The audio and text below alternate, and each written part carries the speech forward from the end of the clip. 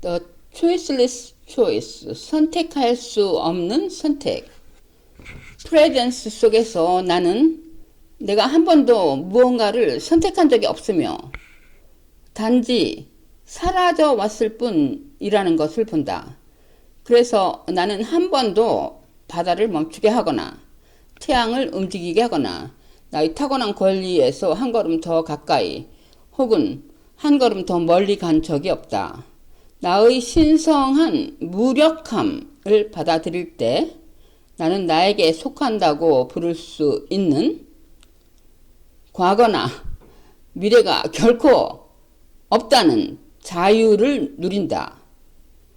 사람들은 묻곤한다. 누가 선택을 하고 누가 이 멋진 혼돈을 이끄는가? 그러나 사랑하는 이의 품 안에 있을 때는 그 어떤 것도 중요하지 않으며 누구도 왜도 어떻게도 없다. 선택하는 사람도 없고 이끄는 사람도 없다. 뭐가 중요한가? 아무것도 중요하지 않다. 누가 선택을 해? 아무도 선택하지 않고 아무것도 선택하지 않았습니다. My world. 내가 나의 세계라고 경험하는 것 안에서 모든 것은 나에게 완전히 고유하다. 아무도 내가 경험하는 빨간색, 내가 맛보는 커피의 맛, 내가 느끼는 두려움과 행복의 느낌,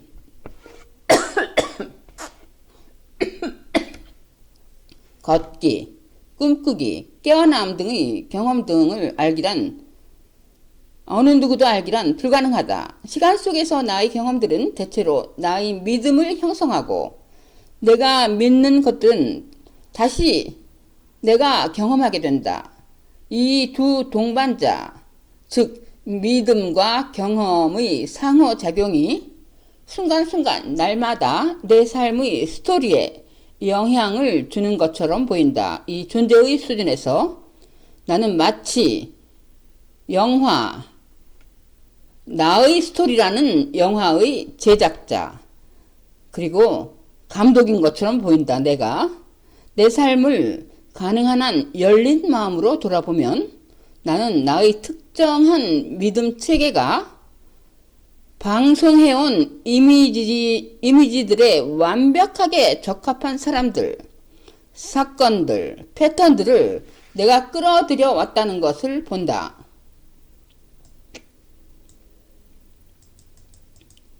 많은 사람들은 이 개념에 매우 흥분하며 생각 패턴과 믿음 체계를 바꾸면 삶을 경험하는 방식을 바꿀 수 있다고 가르치기도 한다. 그럴 수도 있어 보인다. 그러나 그들은 완전히 요점을 놓친 것이다. 왜냐하면 우리가 진정 누구인가 하는 것은 경험과 믿음의 한계를 완전히 초월하기 때문이다. 내가 누구인지를 다시 발견하기 전까지 나는 어떤 종류의 존재를 창조하려 하는 건가? 내가 정말로 필요하는 것이 내가 원한다고 생각하는 것이라는 것을 어디에서 분명히 볼 수 있는가? 내가 창조해야 한다고 생각하는 것이 너의 것보다 더 나을까? 혹은 우리의 개별적 야망이 충돌하지는 않을까? 그것이 반복되는 패턴처럼 보인다.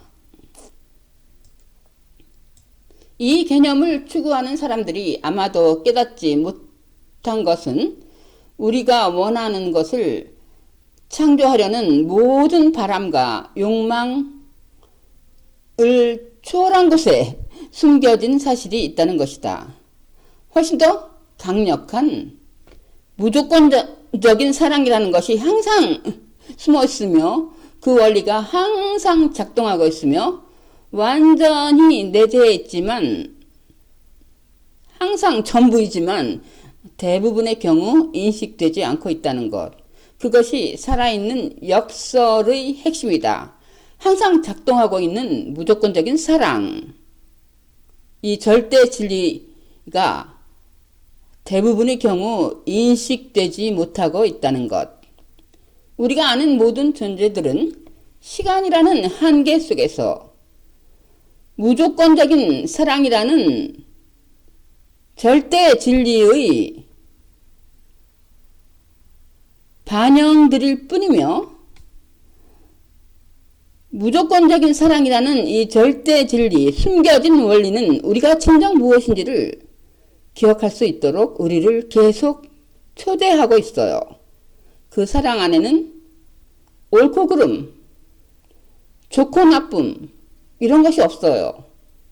오직 이리와 하는 초대만 있습니다. 우리가 분리된 개인으로서 존재와 협상을 해야 한다는 이 경험 속에 갇혀 있는 동안 우리 모두는 꿈꾸는 상태에 있다. 우리가 뭔가를 경험하고 생각하고 우리가 뭔가를 해야 된다. 뭔가 협상을 해야 한다 하고 그런 경험 속에 갇혀 있는 동안 우리는 꿈꾸는 상태에 있습니다.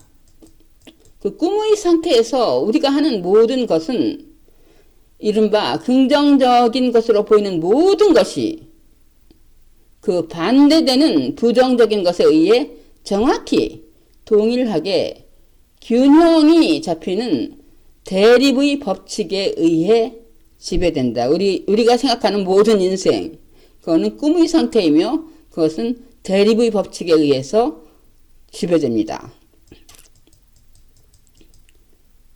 The death of the mind and body. 마음과 몸의 죽음은 시간 속의 여정이라는 환상의 종말일 뿐이다. 무조건적 사랑으로의 깨어남은 즉각적이다. 우리는 겉보기에 무슨 일이 일어났든 상관없이 겉보기에는 우리가 뭐든지 무슨 일이 일어났든지 우리의 본래의 본성, 무조건적인 사랑 안에 감싸여 있다. 항상 몸과 마음이 떨어져 나갈 때 준비나 정화나 중간 과정 같은 것은 없다. 어떻게 있을 수가 있는가? 누가 거기에 있었단 말인가? 개인적인 사후 세계나 환생 등에 대한 모든 관념은 단지 마음이 자신의 지속성이라는 환상을 보존하고자 하는 헛된 바람일 뿐이다. 이야기는 끝났다. 신성한 소설은 이미 쓰여졌고 마음이 어떻게 판단하든 다른 한 부분도 다르게 바뀔 수는 없다. 무대는 사라지고 등장인물들은 무대를 떠난다. 그들의 존재는 연기된 꿈과 함께 시작되고 끝난다. 왜냐하면 우리는 바다 자체이자 또한 파도이고 어둠이자 동시에 빛이기 때문이다. 모든 것이기 때문이다. 모든 것이라고 말할 수 없는 그 모든 것, 어떻게 표현될 수 없는 그 모든 것. fear, 두려움. 내가 진정 누구인지 인식하기 전까지 내 삶은 대체로 내가 두려워하는 것에 의해서 조정이 된다. 시작과 끝에 대한 나의 믿음은 두려움에서 비롯될 수 있다. 나 자신을 잃을까 하는 두려움이 내가 살아남고 계속하려는 추동력을 지속시키고 내가 가장 갈망하면서도 가장 두려워하는 것은 나라는 존재가 없어지는 것이다. 약함을 두려워하면 나는 통제를 추구하고 친밀함을 두려워하면 나는 멀어지려 하고 복종을 두려워하면 나는 지배하려 하고 평범함을 두려워하면 나는 특별해지려고 한다. 내가 두려워할 수 있는 것들은 끝이 없다. 왜냐하면 하나의 두려움을 극복하면 그 자리에 또 하나의 두려움을 놓을 수 있기 때문이다.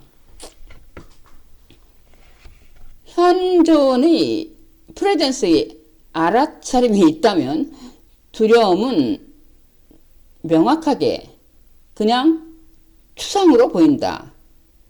기억의 청사진에서 태어난 미래에 대한 불안으로. 그것이 바로 두려움이다. 두려움을 만들어내는 이야기를 내려놓으면 남게 되는 것은 생생하게 살아있는 신체 감각뿐이다. 이제 그것은 나를 압도하지 않고 조용히 존재 속에서 자리를 잡는다. 신체적 혹은 감정적 고통도 마찬가지다. 내가 그것을 소유하는 것을 멈추면 나는 그것의 속박에서 벗어나 그것을 있는 그대로 보게 된다. 내가 고통이라는 것을 나쁜 것, 하지만 나의 고통, 나의 것이라고 이름을 붙이는 것을 멈추면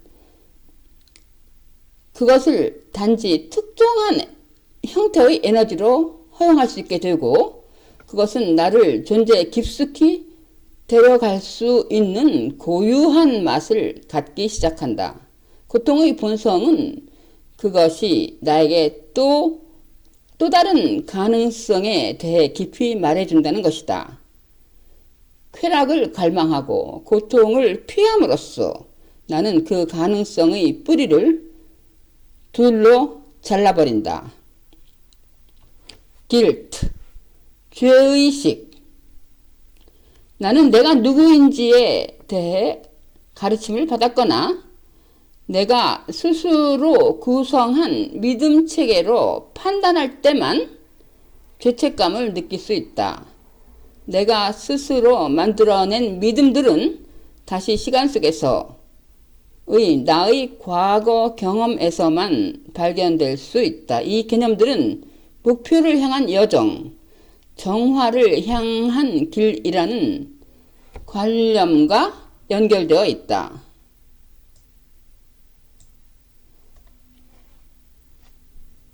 존재, 실제, 프레젠스 속에는 무언가 되어야 할 필요도 없고 목표에 대한 집착도 없다. 나는 더 이상 가치 있게 되기 위해 어떤 기준을 성취하거나 특정 방식으로 행동할 필요가 없음을 본다. 내가 죄책감을 느끼고 그 환상적인 감각을 달래려는데 에너지를 쓰는 동안 나는 해방의 가능성을 계속해서 부정한다. 죄나 카르마의 드라마에는 매혹과 탐닉이 내재되어 있으며 그것은 내가 누구인지의 재발견을 회피하는 강력한 원인이 될 수 있다. 내가 하고 있는 것은 옳고 그름에 대한 환상적 개념에 에너지를 투자함으로써 그 옳고 그름을 초월한 곳에 있는 존재, 즉 프레젠스를 피하는 것밖에 되지 않는다. 옳고 그름을 따지는 것은 진실, 프레젠스를 피하는 것에 불과합니다.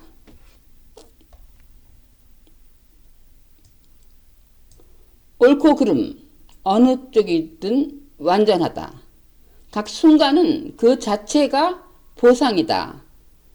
그것들은 있다가 사라진다. 더 이상 갚아야 할 지속적인 빚, 죄책감, 그런 것은 없다. 우리가 끊임없이 무자비한 심판관을 고용해 우리가 하는 모든 것을 계산하고 측정하는 동안 우리는 투쟁, 죄책감, 고통 속에 스스로를 가둔다. 그것은 단지 우리 자신을 프로젝트한 신을 달래기 위한 것에 불과하다. thinking, 생각. 나의 생각은 시간을 만들고 시간은 나의 생각을 만든다. 시간 속의 생각 안에서 나는 나의 환상적 자아 정체성과 분리감을 유지한다. 나는 생각한다. 그러므로 나는 계속된다. 시간 속의 나의 생각은 대체로 붙잡거나 잃어버리며 만족이나 불만을 향한 진보의 개념을 끊임없이 만들어낸다. 그것은 질서를 말하고 약속을 하고 파괴를 말한다. 시간 속의 나의 생각은 내가 나라고 부르는 자리에서 과거의 기억과 미래의 기대라는 바다 위를 앞뒤로 움직인다. 아무리 많은 생각을 해도 내가 누구인지를 말해주지는 못한다. 고요함은 생각하지 않음으로 오는 것이 아니다.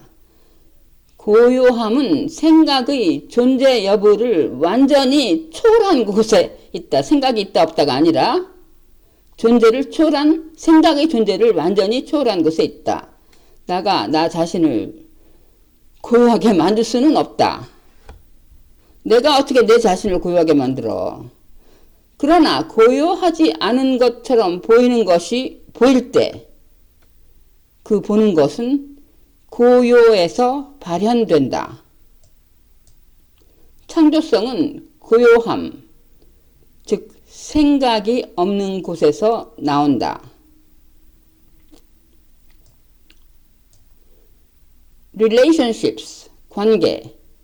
나의 초기 부모 및 타인과의 경험은 관계에 대한 나의 믿음과 패턴을 형성하고 이 패턴들은 내가 누구인지 다시 발견할 때까지 그 이후의 모든 관계를 따라다니며 영향을 준다.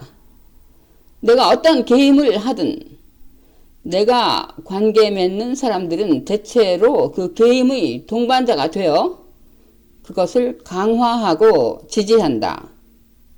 그러나 그러한 패턴들은 단지 나의 특정한 필요와 믿음들이 확인일 뿐이다.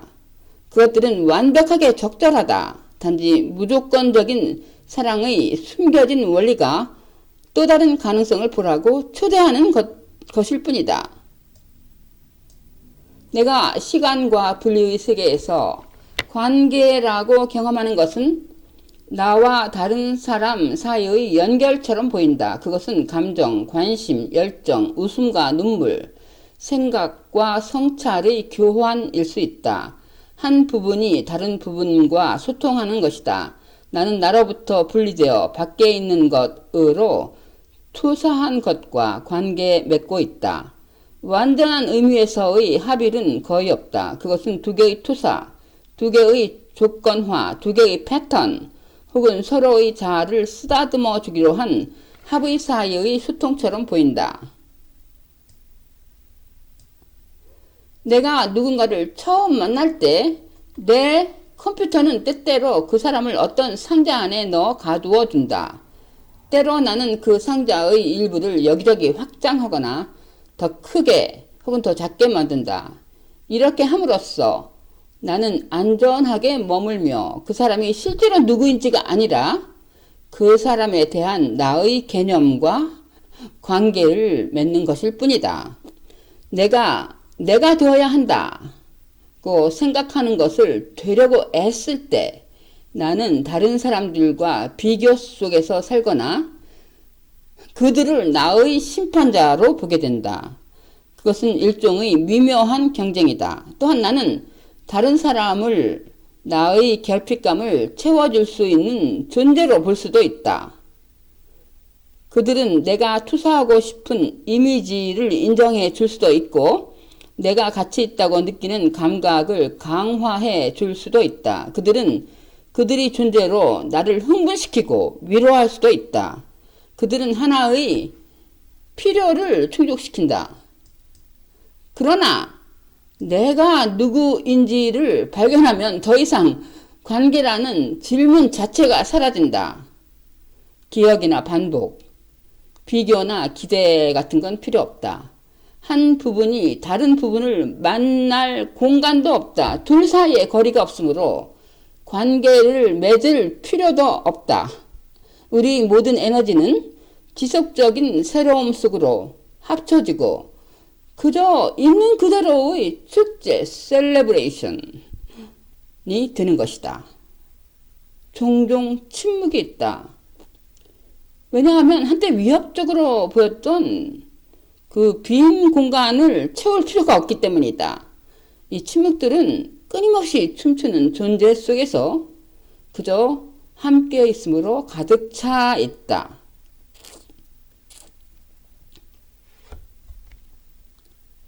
I am not, 내가 아닌 것. 나의 삶의 이야기, 나의 마음, 나의 몸, 나의 감정, 고통이나 쾌락의 경험, 투쟁이나 성공이나 실패는 내가 아니다. 나는 외로움, 고요, 좌절, 연민도 아니다. 나는 내가 목적이라고 생각하는 것, 추구, 발견 혹은 영적 경험이라 불리는 그 어떤 것이도 아니다. 내가 무엇인지 모를 때 나는 이러한 경험들을 신성시하고 그것들을 소유하며 큰 의미를 부여한다.